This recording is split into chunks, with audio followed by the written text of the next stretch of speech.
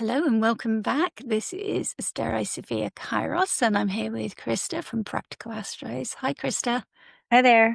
We are back with your weekly astrology forecast, and we're looking at the 17th to the 24th of September, and we have a busy week ahead for you.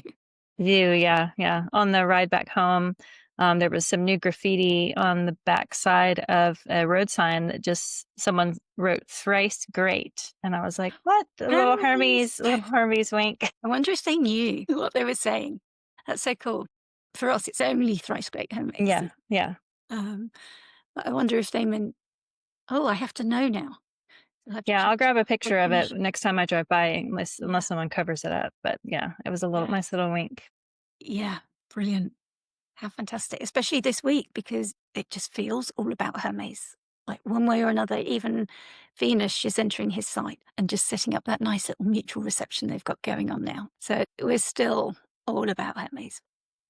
So we've got Mercury entering Libra, which is, of course, Venus's air sign. So although he's not got dignity here, he's losing his dignity from Virgo, where we've really enjoyed all of Mercury's best qualities, the exaltation and the dignity. But that's lost, but he's still in an air sign, so he's still bringing us the thoughts and the ideas, but in a Venusian way now, in a different kind of energy, a different kind of way. It's going to be opposite Neptune, and that's a really interesting signature. I like to call it the astrologer's aspect.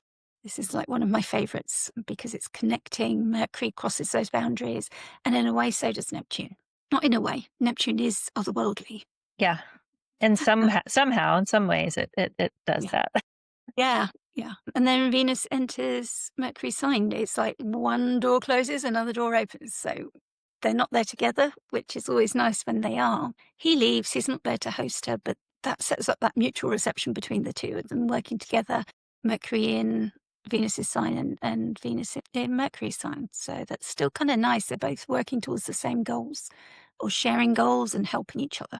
And then Venus in Virgo straight away is going to square Uranus in Gemini in Mercury's sign. So it's still keeping that flavor, but bringing in some unpredictability, some uncertainty, some disruption. And I've seen some articles writing this week about Mercury and Hermes and saying how much of a trickster he is and how disruptive and how people hadn't really fully understood that.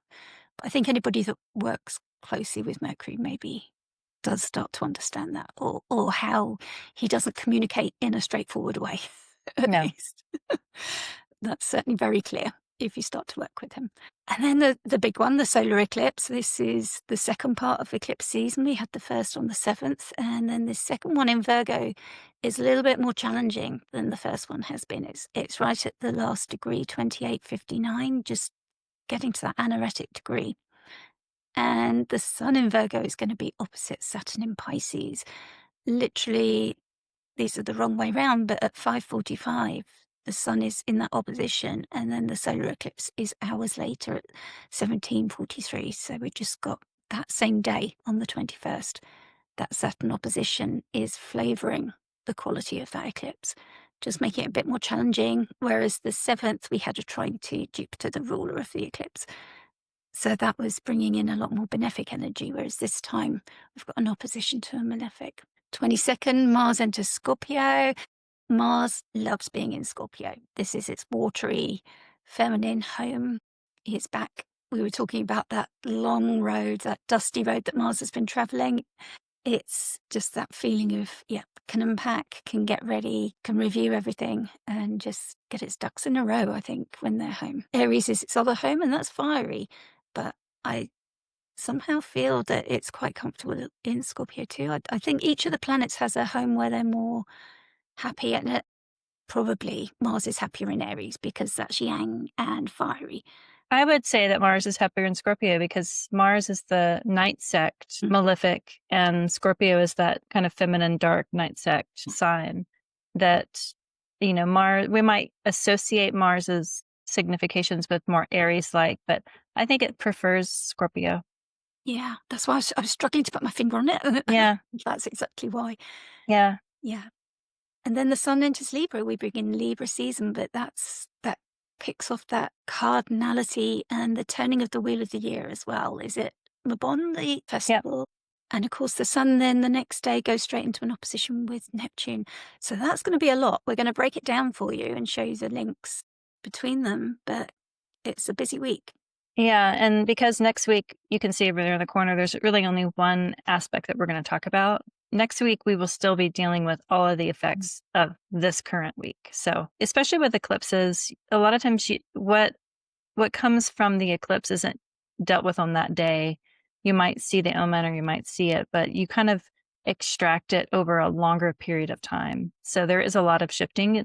We'll get into it when we look at the charts, but the sun entering a cardinal sign signals the turning of the light, the turning of the wheel.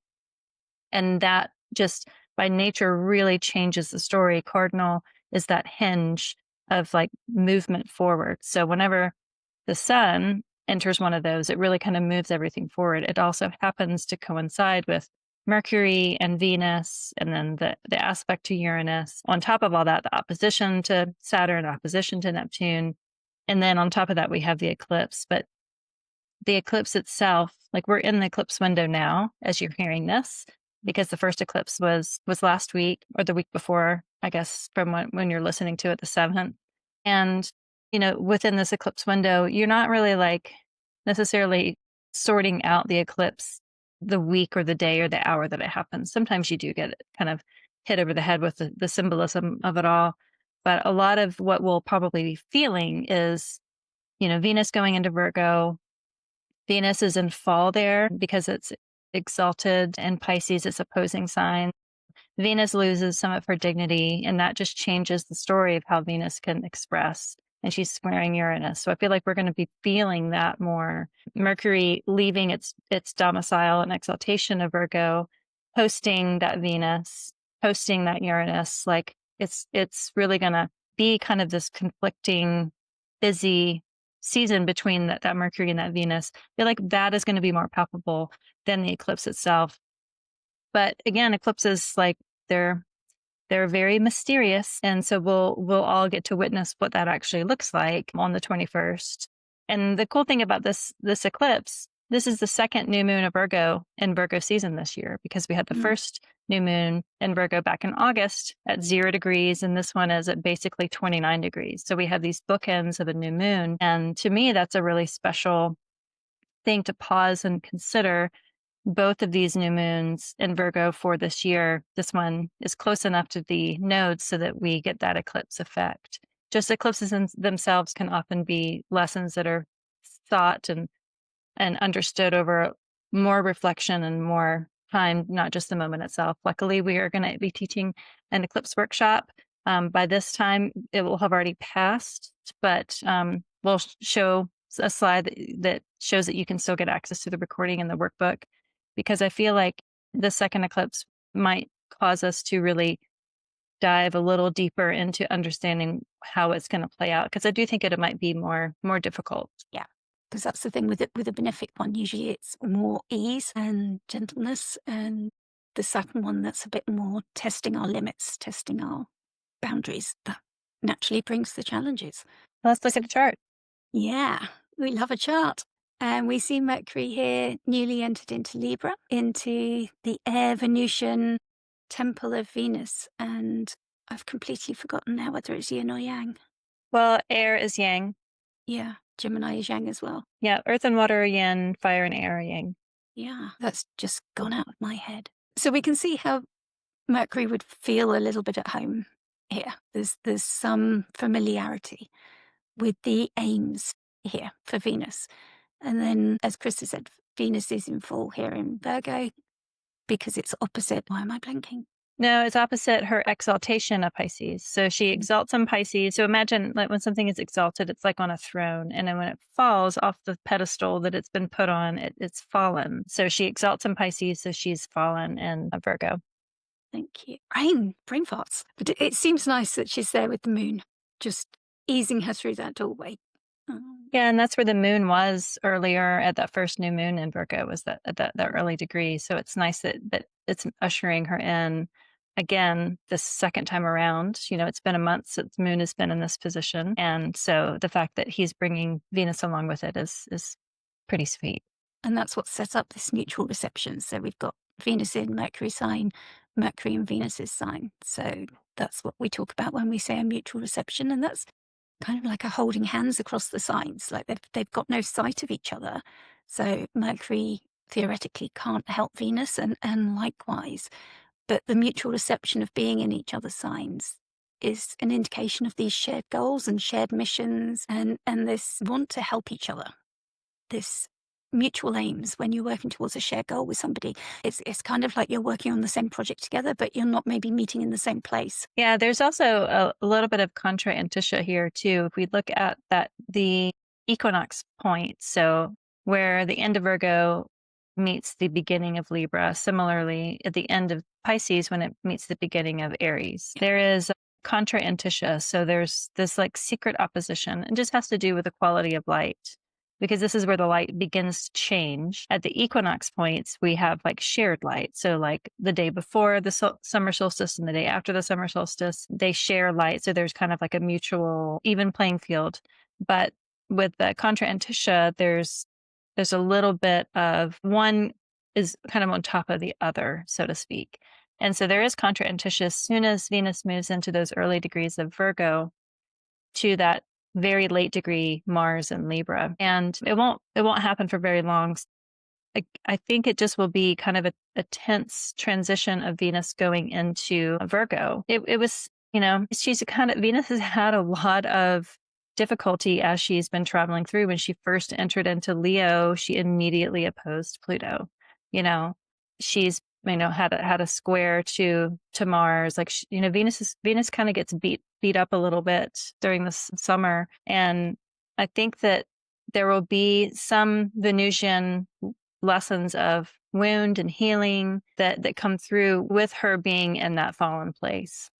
Because the good thing about a fallen planet is that it becomes resourceful with the situation that it has, but it can represent just a little bit more scrappiness. And that contra indicia with Mars, until Mars goes into Scorpio pretty soon, this week, there will be like this, just like this grit, this tension that is happening between them.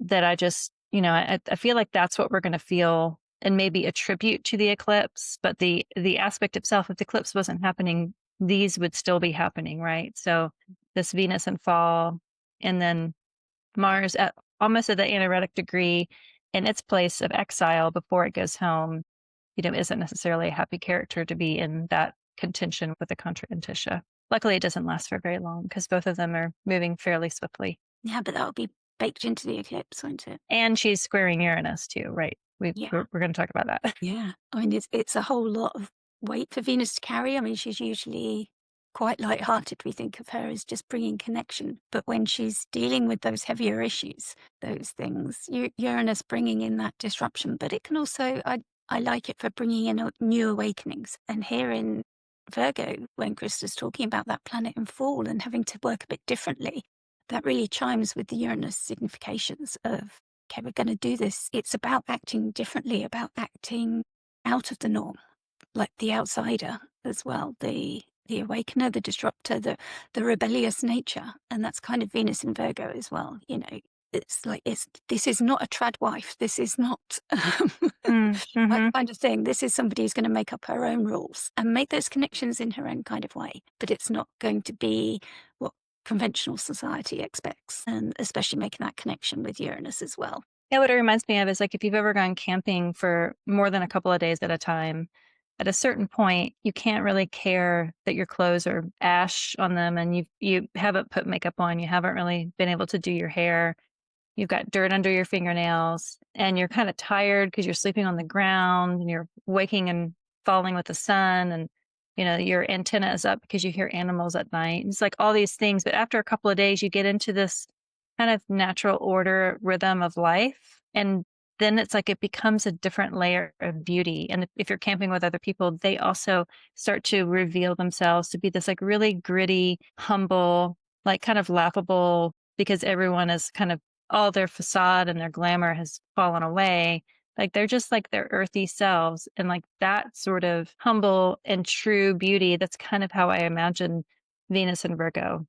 Venus and Virgo in modern world, it can often be like really meticulous, beautiful taste, really excellent quality, wanting things to be clean and put in order and all that, that also exists. But in a situation where you aren't in control of the weather or you're not in a climate controlled building, if you're just like really in the earth, there's still beauty that comes out of that. And that is another end of that Venus in Virgo. And that may we all kind of see that humble, gritty beauty that she can reveal in our own lives, whether we go camping for a couple days or not. It's just like that's what it reminds me of. That's so nice because there's that archetype of the maiden, but she carries the scythe. This isn't the typical maiden who's going to be innocent and blushing in a corner. You know, this is a maiden who's ready to cut and work hard, cut away and release what needs to be released, ready, you know, in preparation for the turning of the season. It is kind of a release, and it's kind of a rite of passage, I suppose, from maidenhood as well into Mm. adulthood. And that square from Uranus really does push it along pretty quickly. I think that that will be pretty loud because they're both in Mercury's temples, one in Virgo, one in Gemini. And then that push, that speed of a square between those two mercurial planets now. Yeah, I think it'll just be amplified. That swift change is happening as the sun's light is also beginning to change. I was thinking your analogy of the camping with the dropping away of the glamour, and you've got the south node there as well. It's like, okay, Yeah. release those sort of temporary, you know, you can put your makeup on, but it comes off at night. It smears if it's left on too long. It's Hmm. it's very artificial, but where's the beauty underneath? Where's the inner glow? Yeah. And letting that come out and shine. There's also the glory of coming home and, like, taking, like, a really long bath after that and finding the satisfaction of, like, scrubbing the grit. I bought this thing off Instagram, but it's this deep exfoliating glove that comes from some Canadian company that sells, like, sea moss sponges. Anyway, it's a deep exfoliation, and you only use it, like, once a week, but it's amazing at how much like just stuff we hold on to. I got it when the South Node went into Virgo, and I was like, this is so symbolic of just like ritually cleaning and scrubbing all of this old dead part of my body, myself, and just watching it, you know, go down the drain. Mm, yeah, I was Very a yoga satisfying. therapist, and before we did fake tans, we had to exfoliate the skin, and you could always tell who exfoliated regularly and who didn't from the color of the water. You know, Yeah. you could see, you know, whether there was a build-up of those dead skin cells and work it was to do it. I just remember sort of those difference of shades. Yeah, or even dry brushing. Dry brushing, you can get those bristly brushes and you kind of very lightly brush your skin towards your heart, and that stimulates the lymphatic system.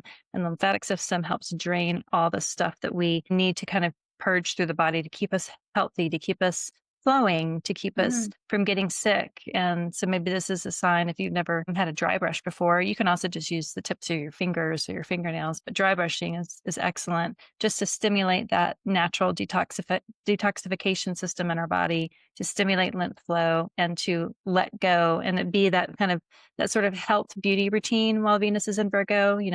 I've got my little Icelandic spirulina that I've been drinking, just going back to the gym, doing yoga, doing the exfoliation, trying to get better sleep, all those things. When Venus goes into Virgo, that is something that we can redirect and become a little bit more dutiful about. That I think when Venus is in Leo, it expresses differently. But when it goes into Virgo, it can be centered more of just like really tending and taking care in a real true, honest way of what is healthy for our bodies. so focused on Venus, we've totally surpassed Mercury opposite Neptune. Did we cover that? We mentioned it. I mean, Venus and Virgo squaring Uranus. I feel like we'll see it clearer Yeah. because things with Neptune are just really like they're hard to spot. Mercury opposite Neptune, like I would look just for my own practice, the dreams that lead up to that day and the days after. Mhm. As communicators with different styles of communication, Neptune and Mercury, they do have that astrologer signature to them, that occulted signature. So it'll happen very quickly because Mercury is going to move pretty quickly. But yeah, what other thoughts do you have on Mercury opposite Yeah. Neptune? I'm just wondering if it's going to help us with the eclipses. I mean, Mercury isn't visible yet, not until the 24th. So we might not be able to tap into it fully, but it can help us like perceive patterns and connection and in our search for higher meaning, that kind of work that we do in astrology, finding those connections and patterns and cycles. But I always talk about that chthonic nature of the ocean. It always fascinates me that the billionaires are so stuck on searching the sky. And obviously our job is searching the sky, but there's so much on our planet in the ocean that's unknown. All these creatures that maybe are still undiscovered and the depths that we can't plumb. And it just reminds me of the Saturn ingress to Pisces and then That it turned and the there vessel, was a submarine that imploded, and then there was the orcas attacking the the orcas. yachts. Yeah. Yeah. So why is Yeah. all of this happening? Let's, get Mm, some answers to this and what's happening on our planets and in mhm. our oceans. So I hope maybe it'll be a prompt for some investment in our oceans because we're not looking after our oceans. We're filling them up with plastic and that upsets me as much as we're sending debris up into the sky as well. So I always do hope with a Neptune and Mercury aspect that there's going to be some new developments, some ideas as well coming forth, sort of in the mundane world as well. That could come through, but I like the idea that it's the mantras and the oracle, and that's the archetype for it. Okay, so we got another busy page for the second half of the week. So yeah, really just lean into this week. While there's so much going on, it's hard to pull these strings apart of each individual transit, really, when there's so much of this going on. So yeah, just relax, let it all happen, and just notice and observe, I think. Especially when it's mutable, we've still got so much Mercury Mhm. going on. I think Mars's shift brings the fixed signs in. I think the fixed signs have kind of been able to duck their heads and go under the beams a bit for the moment. But Mars's movement is going to bring it in. And then Libra season is cardinal. So it's kind of like, okay, in the second half of this week, everybody's got something Yep. going on and something happening. Just in time for the eclipse. Yes. Of Yeah, course. so Mercury opposing Neptune happens pretty much simultaneously when the sun opposes Saturn. And Mm, that's happening. The sun opposite Saturn is what's happening just the morning of the eclipse day. So on that Sunday, the sun in Virgo and Mercury's temple is going to oppose retrograde Saturn that has retrograded back into Pisces. It will be there until the spring next year when it moves back into Aries for its duration until it mhm, goes into Taurus. So we have this is the last time that the sun will oppose Saturn from Virgo here this time around. And it feels like the sun opposite Saturn on the day of the eclipse. I'm just thinking of them together. I'm thinking of them basically that's baked into the solar eclipse chart is that opposition to it. It will have just passed it slightly, but it's close enough. And the opposition is the aspect it's associated with Saturn. It's considered the strongest aspect because the conjunction isn't necessarily a sighted aspect, it's a blending of the energies. So, pretty loud for Saturn to oppose the sun the day it's eclipse. It's almost like, the sun and the moon are getting married, and there's this one character is like, but I have to talk to you first about something very, very serious. Luckily, Saturn isn't Jupiter's temple Pisces, and Jupiter is in a really great spot. Jupiter is at 21 degrees in Cancer, exalted. It's applying to a trine, right, to that Saturn. So at least there's that. It's much better than when Jupiter was in Gemini. It's just in a much more supportive position. Venus, the other ruler of Pisces, where Saturn is fallen over here in Virgo. So she's not in as much help. She's opposite by whole sign, but pretty far away. 2 degrees Venus opposing a 28-degree Saturn. It's just opposite by whole sign. So just the themes of the Virgo Pisces axis are in opposition to each other, but it's really the sun and the moon that are involved in this. The moon, not so much on the exact opposition when the sun is, but that whole day, both of them are going to be involved. And then you've got the nodes. That's why we have the eclipses, because the sun and the moon are close enough when they're at that full or new moon location, they're being eclipsed because they're crossing over that point. So it really is about the eclipse this whole week, even though there's plenty of other things going on. I'm excited to talk about Mars and Scorpio. I think that's like the best thing. But eclipses are these moments of pause, these ominous moments, auspicious moments where we see synchronicities. I don't know if it's just the way it expresses for me, but I have seen and always begin to see like little shadowy things in the corners of my peripheral vision during eclipses, like something is just there and I can't see what it is. And when I turn, it's gone. It happens a lot during eclipses. And it feels like a little bit of information is trying to get into my sight, but it's eclipsed by my distraction, or it's eclipsed by I'm not ready to understand it yet. But it's like these little peripheral Lilliputians or whatever that just kind of haunt me on the edges of my mind. It's just the eclipse really does influence all of that. What are your thoughts on the eclipse itself? So this solar eclipse, what eclipses are, they happen when the moon, the earth and the sun are all lined up. The lunar eclipse, the earth shadow that was falling across the moon. And this time now, it's the moon shadow that's passing between the earth and the sun, and it's blocking the sunlight from reaching the earth. So we have this time a partial solar eclipse. And that sometimes tells us where we are in the Saros series, because they start off as very small penumbral eclipses at one of the poles at either ends of the Earth. They get wider and wider as they reach the center of the Earth, and that's where we see the total eclipses. And at that time, they'll be very close to the nodes. And then they get smaller again as they approach the opposite side of the node. So this solar eclipse is series 154 in the solar eclipses, and the lunar eclipses are totally different numbers. So if you found 154 on a lunar eclipse, it wouldn't be the same as the solar eclipse 154. But Bernadette Brady wrote the book that we refer to, and she wrote her own classification series. And this came up, I attended Michelle Corbizio's workshop on Sarah's series, which I highly recommend to anybody. I don't think the recording's out yet, but when it is, if you missed it, she did 4 hours and a deep dive. And it came up about the Bernadette Brady book because she has her own classification series. And the information we now have from NASA, which is very extensive on all the dates and all the classifications. And apparently her book was written before we had all that information. It makes sense. This is why we still use it. And she did all this work on her own. And that's why it is the authoritative guide, because we didn't have the benefit of using both at the time. And I didn't know that. I just thought, okay, she's done her own thing. And we also have the Saros series, but this is why.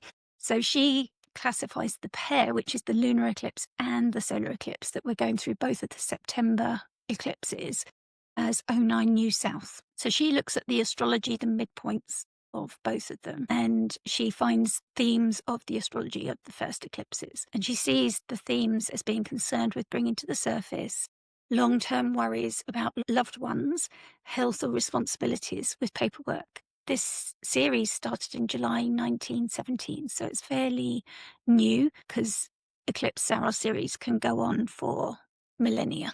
They can have quite a long lifetime. So from 1917, 1935, 53, 71, 89, and then 2007. So I was around for 3 of those, and now this will be my 4th. So I was able to track some of the dates back. It began in 1917. Yeah. So I just looking to see, like, one of the ways that you can look at an eclipse is like, where is it visible? Because it's not visible over for everyone, around the world. And this one in particular is really only visible to New Zealand.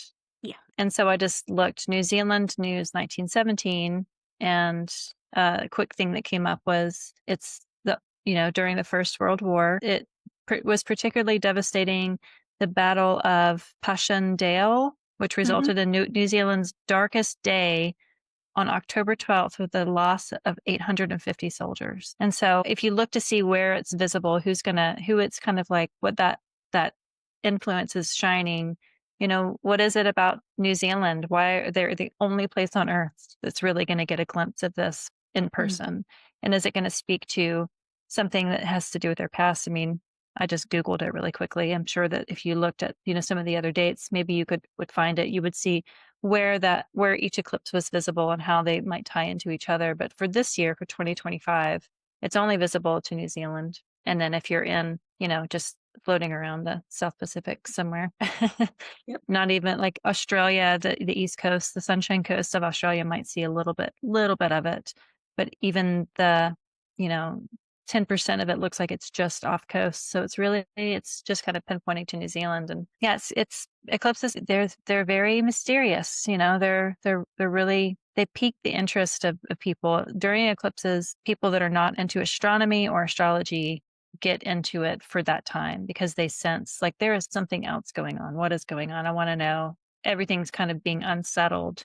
And especially with the solar eclipse. So the lunar eclipse that we had on the 7th of September, when you think of the moon as the people or the masses, the lunar eclipse can speak to more about the fortune of the people.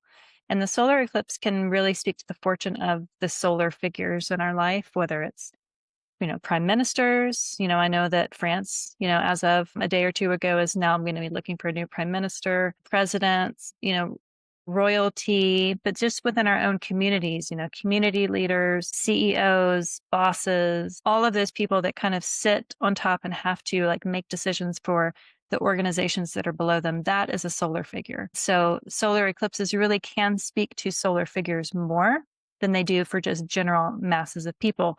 Doesn't mean that it doesn't affect the general masses of people because of the nature of what a solar figure is for humans. But I would just look to the solar eclipse as being a time of massive disruption and change and shifting of solar figures just across our world. Not necessarily just New Zealand, all around the world. But, I would be, if I was New Zealand's prime minister, I would probably put like a dummy, how like the kings would like replace In the themselves. Yeah, and I saw in the news today that the Murdoch Empire have finally settled their succession. Yeah. That was really interesting because the Sun-Saturn opposition, I've sometimes spoken about that as like being a succession when that program was out. I was Mm-hmm. likely connecting that theory that who's going to succeed the father, the solar figure, as a Mm-hmm. Sun-Saturn thing. So to have, as we're approaching the Sun-Saturn, so they're coming into engagement now as we're recording, and to have that succession decided. But there's still other siblings who are unrivaled because apparently it's been decided in terms of political alliance that he had the same political views Mm-hmm. as his father, and therefore he's going to be the heir. But rather than on any other merit or any other decision. Yeah, we should say that we're recording this on Tuesday, September 9th. So the sun is at 17 degrees, 15 minutes Virgo, and Saturn is at 29 degrees, 23 minutes Pisces. So they're 12-ish degrees apart from each other. With these two, especially with an outer planet, you usually don't pay attention until it's a little closer. The sun, the sun moves a degree a day. Saturn is slow. So it's like the sun is within sight. It's like if the sun is at one corner on a block, and you see Saturn like two corners ahead, you can start to kind of gauge, okay, well, what are they wearing? Do they have a weapon? Are they paying attention? Do they have headphones on? You can kind of get a little clearer view when you're 12 degrees away every single day as we get closer to this actual opposition on the eclipse day. That is definitely going to be an increase of the story. But yeah, when I saw that news come in, I was like, that does feel very Sun Saturn. So we've talked about the Sun in Virgo opposing Saturn and Pisces. We've talked about the solar eclipse. And then the thing that happens the next morning after the solar eclipse is that Mars will leave Libra and go home into Scorpio, finally injecting some domicile blood into the fixed axis. And as a Scorpio rising, I am welcoming Mars home, hopefully so that there's no injury to the self, but only just empowerment to the ideas. What kind of water do you see Scorpion waters?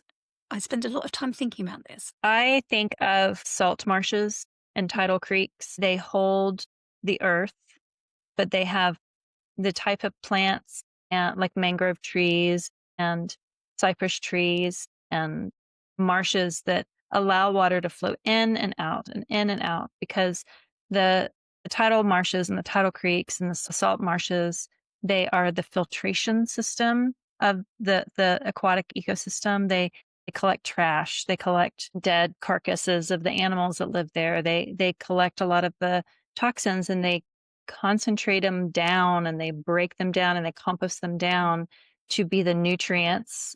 It's so chthonic. It's so like Scorpio to be the nutrients, like the dead bodies become the nutrients for the new life.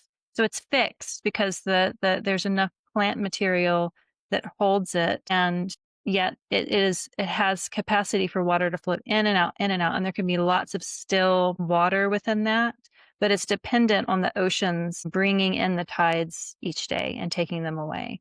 So I think of it, I grew up on a salt marsh with tidal creeks. It's not just swamp because like a swamp is a different type of ecosystem. To me, it's that edge where the water from the ocean meets the land and that middle liminal space where it is full of creepy things, alligators, at least, where I grew up as alligators and lizards and venomous snakes and spiders and raccoons and possums and dripping moss and, spiky plants. And it was just it was like it could be like a nightmare if you didn't know what it was, but it was so rich in life. That filtration of the water, that stillness and the slow movement. That's what I imagine for Mars and Scorpio. That's so perfect. I love that because alchemy is such an important part of the stories of the decans of Scorpio. Yeah. All those hidden things that are there that you can't see at first sight. Yeah, that looks scary up front. You might hear a rattlesnake, but then realize it's just the cattails moving around. It's like that it wasn't a rattlesnake at all. It was just this really cute, puffy plant. Yeah, so Mars will be at home. And when we think about all the planets that, have been home and they're leaving, so, Mercury was in Virgo for a while, now it's in Libra. Venus is it going home to Libra, but right now it's fallen in Virgo. Saturn is quite a ways away from being at home again. Mm. It's got plenty of years before it's at home again. Jupiter's exalted, but it's got a ways before it's in a domicile again. And so whenever a planet goes home, there's just familiarity. There's like things happen in the way that we're kind of accustomed to it. They're empowered. Their significations can be easily expressed in the ways that we understand it. And Mars, it is about action and, taking charge and making change. So much about Mars is also to defend and honor and fight for the things that you care about. And to me, that's important for a Mars to be in good shape so that we are capable of standing up for and fighting for authenticity and truth, which is a very Scorpio thing. It's a very Marsy thing too. And so I'm looking forward to Mars being home just because it's nice when a planet's at home. I almost prefer a planet at home than an exalted planet sometimes because an exalted planet can kind of like have a little bit more of an inflated idea of what its capabilities are. It depends on the help from others, but when it's at home, you can just get down and just take care of things. And because the world is disrupting right in front of our eyes, as it always is, but the older you get, you're like, man, I wish things were the way that they were. It has proven to be useful and functional. And Mars and Scorpio is like a functional, empowered, knows how to get shit done Mars. And I'm looking forward to that because I'm Scorpio rising. Mars rules my ascendant. And I just like to be able to function and get things done in a way that I don't have to ask help from other people to get it done. I just want to, make it happen. And so for that, I'm happy for Mars to be there. Yeah. Yeah, same as somebody approaching their Mars return. Same reasons, just being able to Yeah. do things myself. Yeah, I was thinking when you were saying about the exaltations there, I know Austin Coppock talks about exaggeration with exaltations, that it can be that overblown nature, and yet the domicile planet has those duties and responsibilities that keeps it humble and occupied, whereas an exaltation planet can get bored and cause trouble Yeah. and make demands and have expectations, unrealistic expectations, maybe. Yeah. I have a Taurus moon. I know all about that.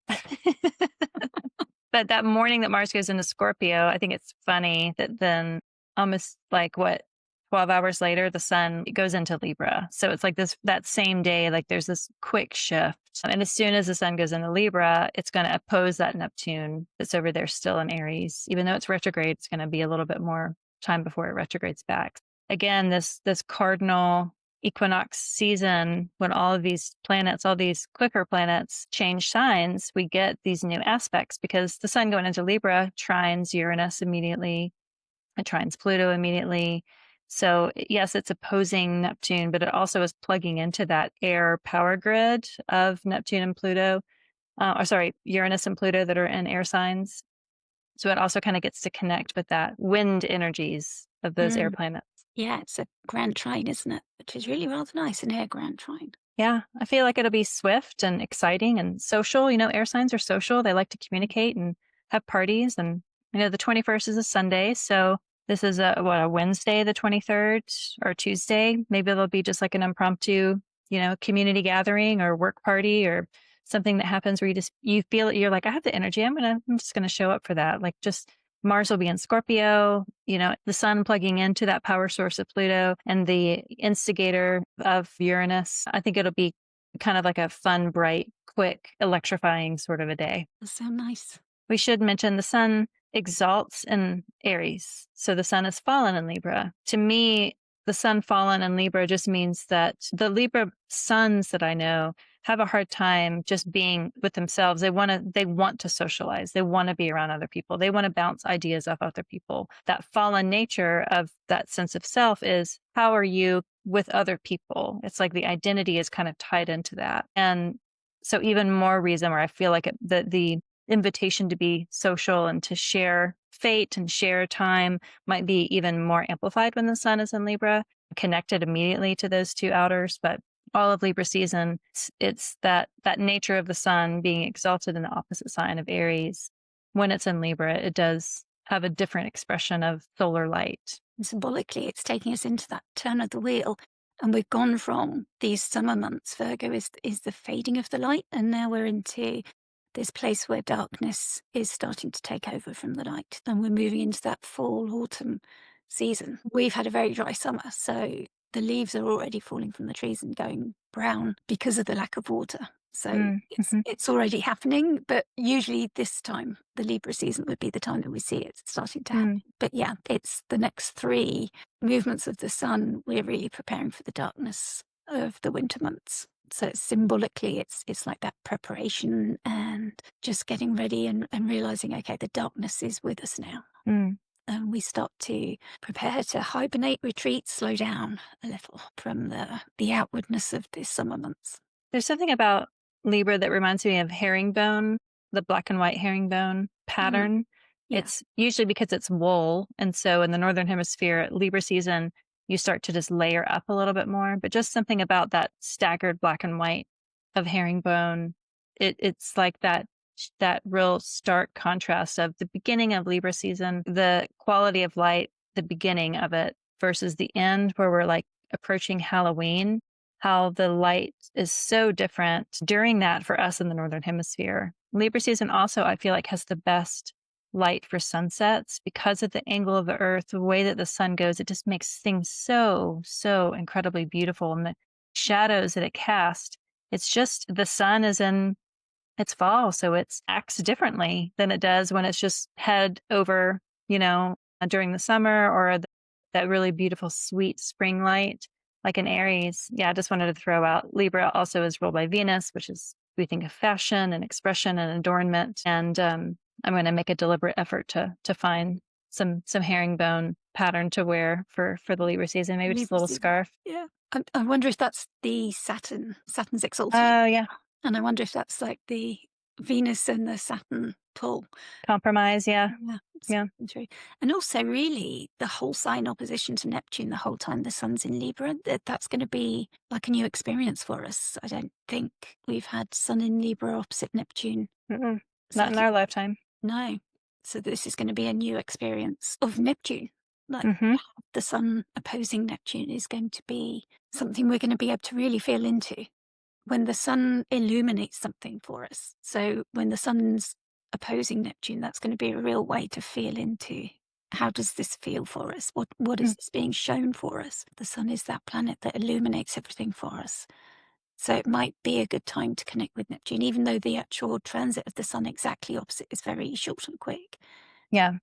But the whole sign opposition is going to last for that whole month. Yeah, it was the 1860s, the last time that Neptune was in Aries. So that was the last time. I don't think any of us were alive then. No, Maybe not in this incarnate body. no. No, but it might bring memories back being Neptune. It Mhm. might bring past life memories back, maybe. Maybe you'll start to read an author that wrote during that Neptune. time. Yeah. Yeah, how wonderful.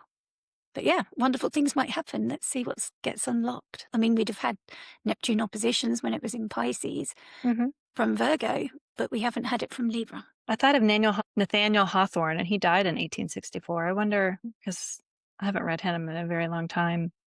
Maybe I'll read some Nathaniel Hawthorne during this transit. Yeah, it'd be interesting to see if films start getting made or, Oh, yeah. they come Hmm.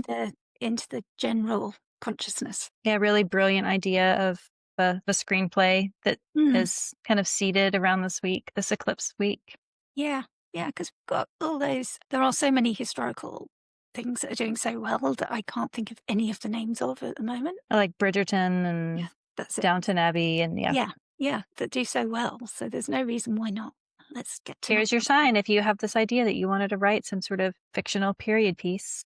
Yeah, an astrologer told you first. Yes, directly to your This is your face. time. Yeah, because Venus loves to bring people together and the air sign, the idea, and yeah, go off and write that script. You've got Mercury in Libra, you're good to go. I like Mercury in Libra. I think it's Yeah. a nice poetic Mm. sense of justice for sure, expressing a sense of justice. But I think I like it for poets as well. Yeah. Yeah, it's just bringing those words to that connection and the justice and yeah, especially with for that short time that Mars is there as well. The activist Mars in Libra. Okay, so have we done I think that wraps the week. Yeah. fantastic. I'm just going to remind everybody that, as Krista said at the beginning, we did a live event for the eclipses. So, if things we've talked about with the solar eclipse coming up have sparked your curiosity, we have had the live event, but that's still no reason you have to miss out if you've got FOMO, because we've got a workbook. It's over 40 pages of everything eclipses, and it's all aimed at the Pisces Virgo eclipses that we're in right now. So it's very specific to just these eclipses, telling you everything you need to know to work it out for your own chart, telling you more about the Saros cycles and also introducing the metatonic cycles as well. So you can figure those out for yourselves. There's tables of dates. There's more information about everything it means. There's rituals that Krista's written for you. What else is in there in the workbook? Yeah, there's lots of just general prompts. We have it so that you can print it if you want, or you can just kind of follow along in your own journal to Mm, then make a plan for the future, to reflect back on the past, to think about the present, and start to kind of weave all of that in so that you have a bit more clarity of where this eclipse is happening for you. You know, what are the influences of this eclipse? How is that impacting your chart? Is it impacting your chart very directly? Maybe it's impacting your partners or your child's. I mean, you can kind of plug in a natal chart into this workbook to kind of get an expectation of how it's going to express. Because again, in the moment of the eclipse, it might think, oh, well, nothing happened. But rarely is that the case. Usually it just, the story unfolds over a longer period of time. And so having something like the workbook that we made, it's good to kind of put in your own information into it and then start to then draw a picture of maybe it's going to be this. And if it working through the workbook or listening to the recording of the event stirs up something, I would pay attention to that and use that as the a prompt for the journal, because eclipses are disruptive. They myth is about churning up the ocean looking for the elixirs of life. And so that's what the workshop and the workbook are, is like churning it up to see like what's floating to the surface. What is your concern? What is your worry? What is your hope? What are you wanting to realize? What are you wanting to let go? What story are you tired of telling yourself or tired of living through? How do you want to redirect it? All of that, all of it's going to get disrupted anyway. And having something to help guide you to take the reins where you can and have a bit more clarity of how to go forward involves having the clarity of what happened in the past and what's happening right now, so that you can kind of just be empowered and make the changes that you want to see. You know, we get chances all the time to change our lives, to kind of level up. And I think that eclipses are a great excuses to kind of sit and see and get a lay of the land before you go back out into the world with whatever changes that you want to make. So if that interests you at all, it's definitely worth the cost. It's very affordable. I think it's like $22. And you have the recording and then you have your own insights for life if you use it.